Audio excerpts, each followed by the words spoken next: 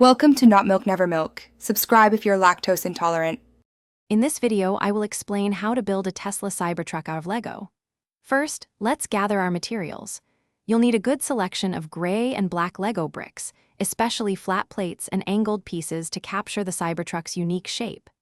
Don't forget some Technic pins for strong connections and a sturdy base plate, perhaps 16 by 32 studs, to start your build on solid ground. This ensures a stable and impressive model. Now, let's focus on the chassis and base. Start by building a strong frame using Technic beams or sturdy bricks to support the entire structure. Attach your wheels and axles, making sure they can roll freely. Then, create a flat, wide base that will form the floor of the Cybertruck's cabin and truck bed. This foundational step is crucial for the model's overall stability and shape. Next, we'll tackle the iconic body panels and angles. This is where the Cybertruck's unique aesthetic truly comes to life.